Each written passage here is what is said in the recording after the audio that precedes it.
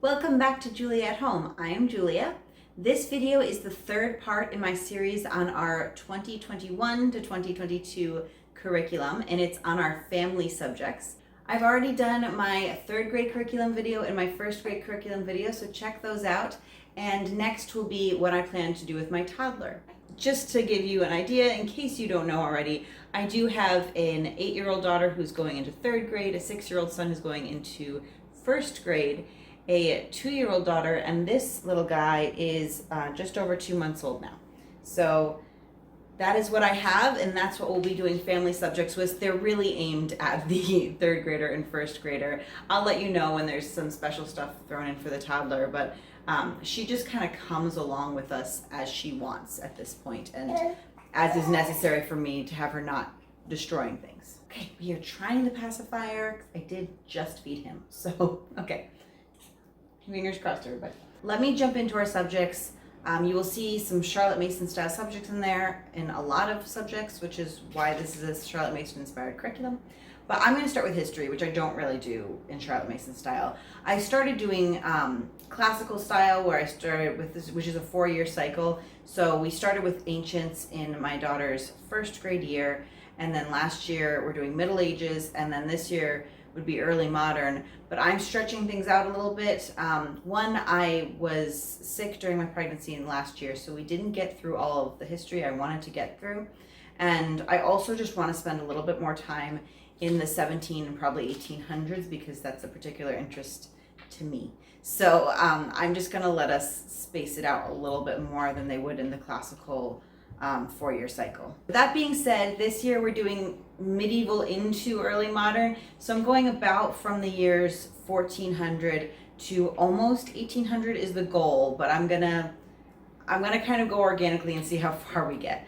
My plan is again to use Curiosity Chronicles. Let me pull out here. This is the bound version of Early Modern History Volume 1. They have split Early Modern History into 2, and so my plan this year is to start, we're actually going to finish up the Middle Ages, do hopefully all of Volume 1 and a little bit into Volume 2. So I got both, and I got the print version, and then a lot of the student work, like the extra student book and instructor's manual, as well as audio and timeline cards, all come in digital form. You can also get the whole thing digitally and print out this, or not, read it on a tablet or computer, which last year I bought the whole thing digitally and then just printed it out and put it in a 3-ring binder.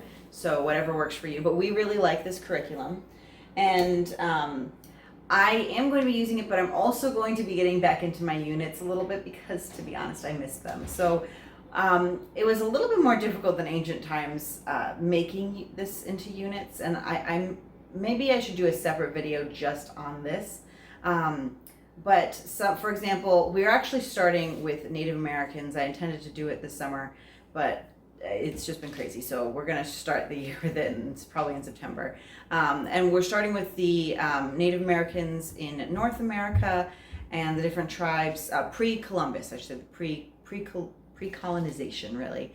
And then also get into the Aztecs and Incas, which are more Central and South America.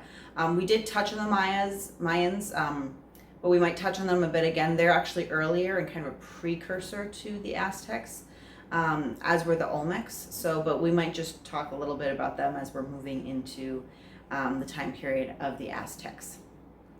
So we're starting with that, and I have several different units planned, but hopefully ending the year with a large unit on colonial America and then the American Revolution, which I think I'm going to do like kind of 2 separate units on. So that's where we are. I'm using that. I'm also using, and I don't have it on me right now because I'm currently printing it, but the Woke Homeschool's O Freedom curriculum. So I'm using some resources from that just on the American history side. It's just an American history curriculum for grades 3 through 7, I think. It's secular. It's aimed at, well, I think they have a secular and a non-secular version. I got a secular version. And it's basically resources and how you can put them together and stuff. It doesn't really, it doesn't come with, it's not a textbook in and of itself, or a book in and of itself, but it shows you how to pace out resources and has some leading questions and such. So I think it's a great resource if you are doing American history with that age group. It really helps bring in voices other than the mainly white privileged voices you hear in traditional textbooks, so that's really helpful.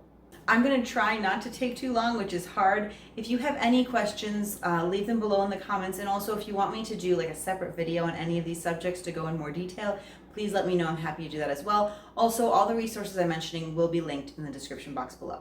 Okay, science. So last year we were doing the Life curriculum by Pandya Press, the Real Science Odyssey Life curriculum. And it was good, but it wasn't working fully for me. And so we slowed it down, and we were in the middle of animals. It starts with like the human body. It's biology essentially. It starts with the human body and then goes more into the animal kingdom, and then it goes into plants and botany a bit. And so we were in animals. So what we're going to do is we're going to finish up animals. We had actually left off at the end of the year.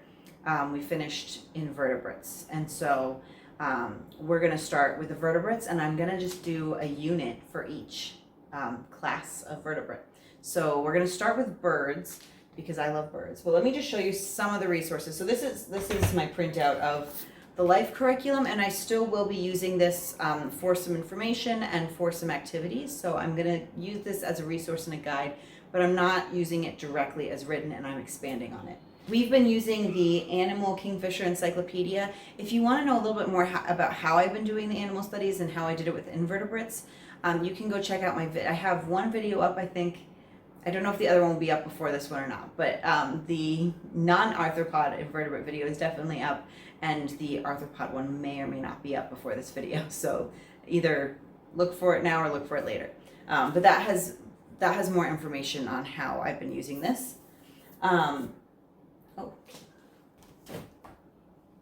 But as I said, I'm going to try to do units on each one, and I think our biggest units are going to be birds and mammals, just because that's where more of our interests lie, and there's also more resources on them. So I actually went ahead and I purchased the Good and the Beautiful's units on birds and on mammals. They're still in their packaging because they just came and I haven't gone through them yet. They look to be secular from what I could see online, so hopefully that's the case, because that is what I look for in curriculum. But I also have other resources. I've done like a mini unit on birds. I did a couple summers ago, and I have a video on that, and so I'll link that here as well. And so I will be using some of those same resources as well, and I got just like a few extra things to round it out. Editing Julia just popping in for a minute. I just wanted to make a few notes. First, I have gone through, looked through the bird curriculum from Good and the Beautiful, and there is one reference to God, like in one biblical reference that I can see, but I can just skip over it. It won't affect that lesson at all. And that's, I think, the only one I've seen. So that looks like it's fine. And then the other note I wanted to make is that we are trying out the birds and the mammals. I haven't looked through the mammals yet, and the typing program. And I got a few books for my daughter to read as well.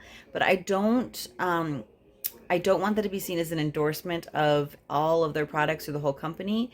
I usually look for secular products, and I know that the Good and the Beautiful is not a secular company, and that's okay.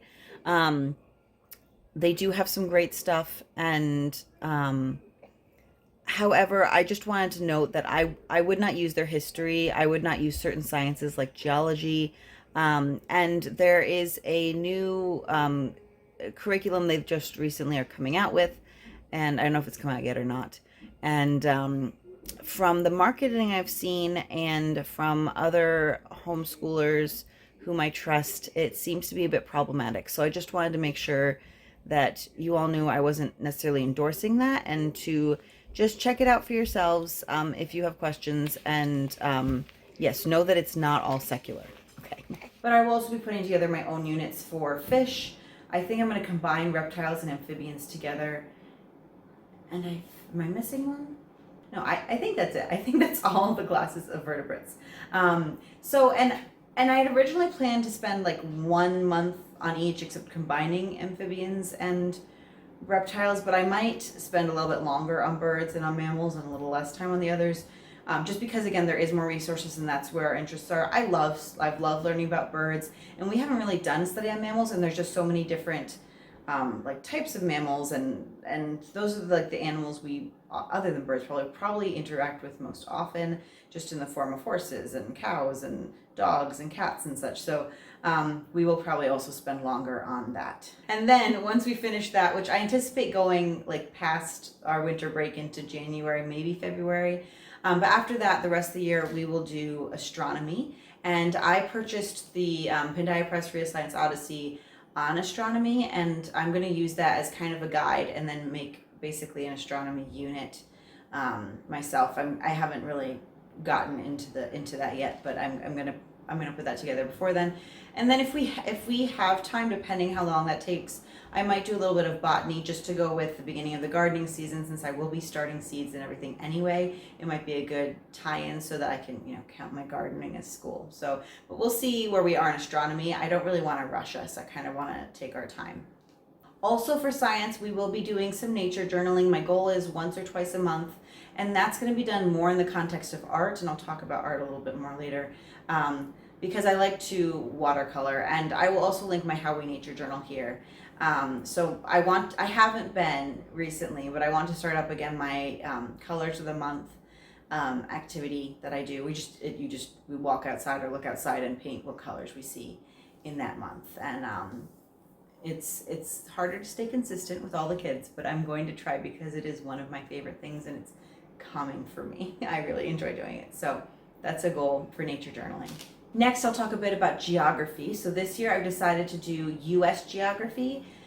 So that means several different things to me. First, I want them to come out of the year being able to label all of the states in the United States. I'm still working on putting the curriculum together for that, but one thing I did want to show you is I got two. They're from Chalkful Design, and they're just chalkboards with the United States on it. And so I figured we could use this for map drill and have the kids, label what they know. I'll probably teach them the abbreviation so that they can use the abbreviation instead of writing out the whole name. That will probably be easier. And my son will probably just do it or like tell me, and then I'll write it for him. My plan is to kind of move region by region, starting with the Northeast, just because that is where we live, and I'll probably spend a little bit more time in our state to start with, just because that makes sense to me. And then we'll move region by region around the U.S.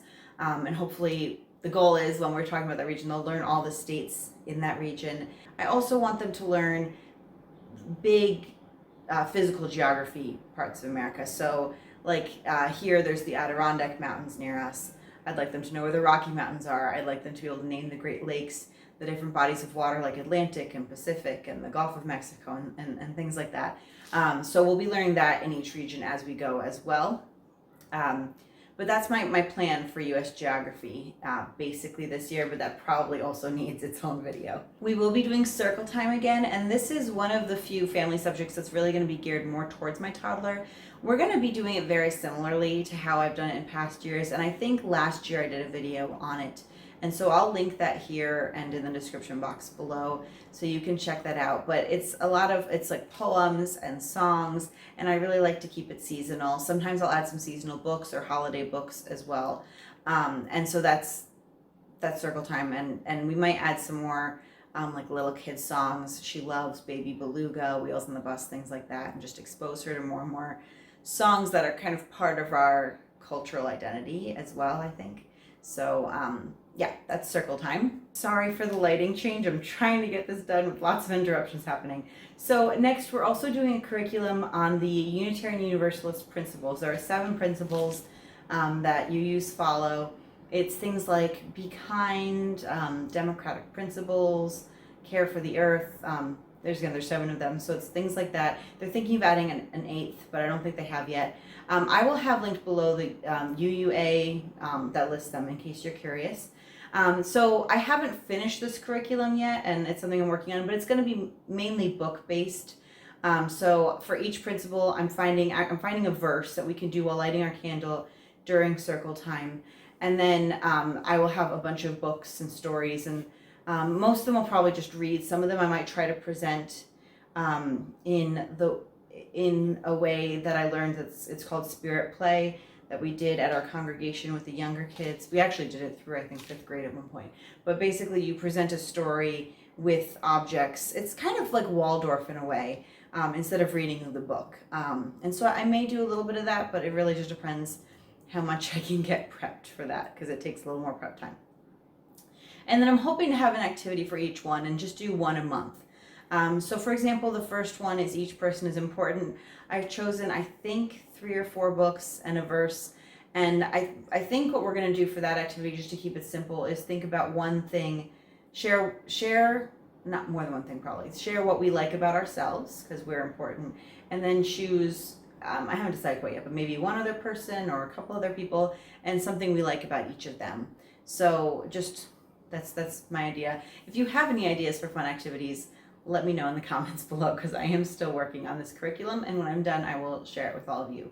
We will be doing art all together. Some of this, a lot of the art we do ends up being pretty open-ended, so it is stuff that I can do with my toddlers, 1st and 3rd grader all together, and sometimes I participate as well if I can. And so we are going to be using Artistic Pursuits again. Let me show you this one. This is the Volume 4 Artists of the Italian Renaissance. We used it a little bit last year, and then I also purchased their Northern Renaissance book, and as well as their Art of the Americas, which I think gets more into the modern art. But I'm just going to be using the lessons from these when they fit in with our history, or if they fit in with an artist that we're doing. And then I'm also going to incorporate some seasonal art projects and just some other random art as I want to, basically. It's not going to be super structured in that way. And then also the nature journaling I mentioned earlier is also going to count as art, because I like to do watercolors for that. So like at least once a week we should be doing art. I honestly want to see if I can fit it in more than once a week, just because it's something we all really enjoy doing. I like to put on some music. We could even put on the music of the composer we're studying at the time, and just like relax and paint. Yes, so I do have a toddler and a baby though, so this may or may not work. You'll have to see. Speaking of artist and composer, we will be doing artist study and composer study again this year. For artist study, we're going to start with Audubon. I want to say John James Audubon. I'm pretty sure that's what it is. Because I want to, basically. He does not fit in with our history right now. He's a little bit later. But he does fit in with our study of birds. So they'll overlap for a little bit. And then we're going to be going more into ones that match up with our history. We're going to be doing Vermeer, as well as, I haven't decided, okay, so I'm either going to do Rembrandt or Velasquez, or I'm just going to do like a shorter version of both. So we'll see about that. And then we're going to end with Maria Marian, who is a kind of end of the medieval times, beginning of the Renaissance scientist and artist. And actually, I used one of her books, a book about her for a butterfly study. She observed insects, I think, as well as other animals, and learned about them and drew and painted them, in fact. So we're going to be learning more about her and looking at some of her artwork, which I think will coincide really well in the spring for when we're kind of getting back into the world waking back up and more nature study type things. But I do want to mention with that, they don't have these for all the artists I mentioned, but I believe for Vermeer, Rembrandt, and Velasquez, we will again be using these picture study portfolios by Emily Kaiser from Simply Charlotte Mason. And they come with just several, I think 8 pictures that are like good quality on cardstock. And then it comes with a little book with a biography. There's usually a list in there of other resources, like other books and stuff you can check out, and as well as a little bit of information on each of the pictures or art pieces in there. And I do really like that, and so I will be using it again where I have it. It also saves me from having to print stuff out, and it's really nice quality printed, so I like that as well. But I usually also have at least one picture book to read to the kids, or preferably a biography for each of the artists. And I think I finally nailed down what I want to do for composer study, and that is it's the Baroque time period, and it's actually one of my favorites. I really like, some of my favorite composers are in this time period, so we're going to dive into that. What I think I'm going to do is I like using Squilt, It's super quiet, uninterrupted listening time. I'll have it linked below. I used their Dvorak composer study packet, I guess. I forget what they call it exactly, but and they have Handel and they have Bach, both of whom we will be studying. But they also have time periods. So they have, I think it's 4 different time periods. They highlight different pieces from that time period and tell you a little bit about it. So I'm going to be getting their Baroque, the Baroque study, I guess. And what I think we're going to do is start with that and then do Vivaldi, whom unfortunately they don't have, Bach and Handel. And I don't know if I'm going to do that in that order. I think I'm going to look up when each one lived exactly and do them in chronological order, even though I'm sure they all overlapped, but you know what I mean. And then I also found Simply Charlotte Mason has, I think it's Music with the Masters. And so I also ended up purchasing, when I was getting my picture portfolios, I ended up purchasing their ones for Bach and Handel as well. They also didn't have Vivaldi. So if anybody is out there making composer study curriculum, do something on Vivaldi. He is amazing. So yes, but I can put together my own study on Vivaldi. We've actually learned a little bit about Vivaldi before when my kids were younger. So we'll be doing that. So I'll start off with the Baroque and kind of like an introduction, then we'll go into the 3 composers throughout the year. And that is my plan for composer study. And I told you I just purchased 2 different resources, so I'm hoping to use both, and we'll just see what happens. Literature we do all together. I actually haven't chosen my literature books yet. We do read aloud as a family at nighttime, and so that's one. And then I usually do an additional literature book during our morning time, and we'll just I'm kind of playing it by ear right now.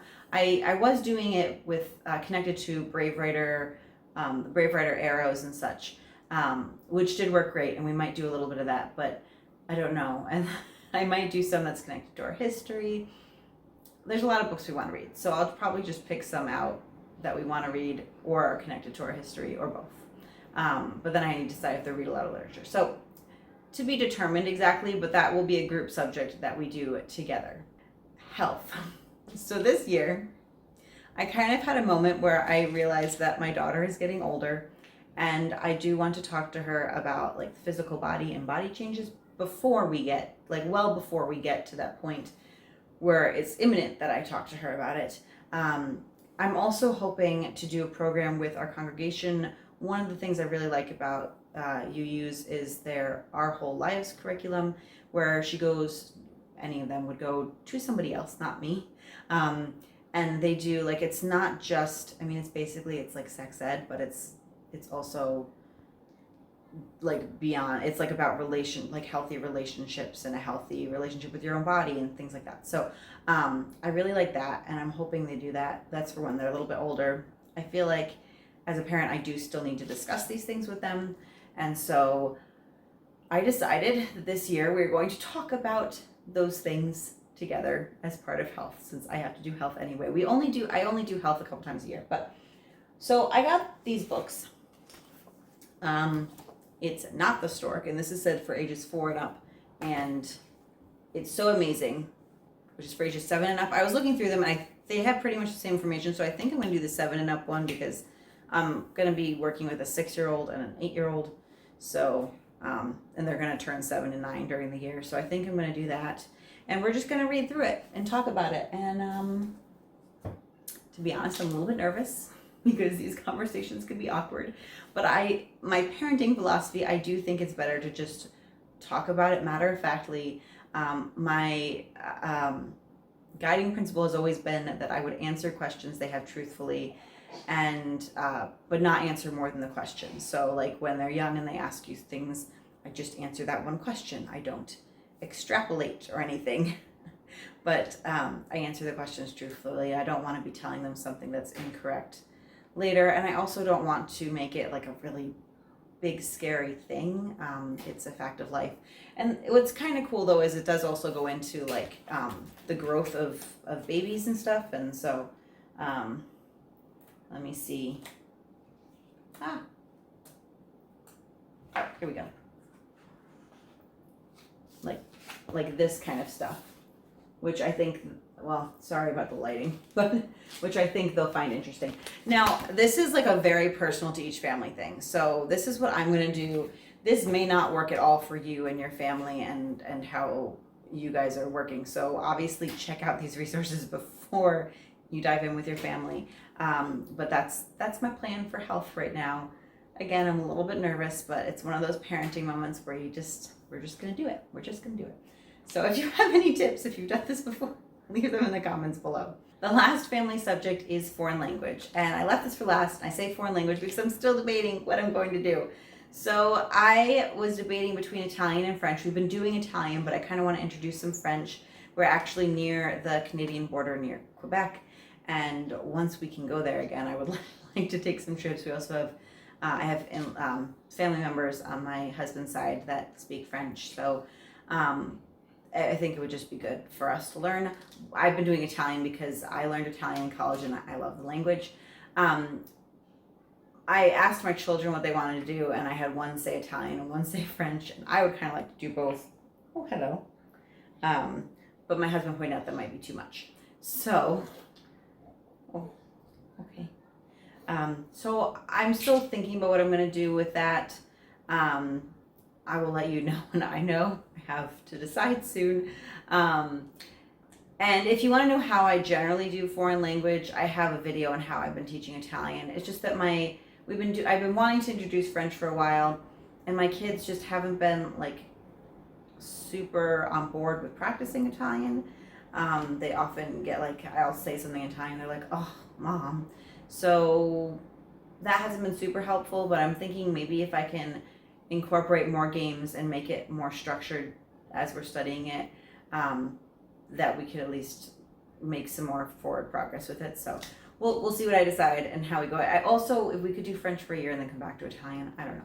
So that's where I am on that. So those were the family subjects we're going to be doing this year. Again, if you want more information on any of them, let me know in the comments below. I'd be happy to do a video expanding on it. Also, make sure you check out the third grade curriculum and first grade curriculum if you're interested and you haven't already. Toddler curriculum coming up soon. And subscribe if you haven't and you don't want to miss any videos. And also, if you like this, make sure to click that thumbs up button. Until next time, I will talk to you later.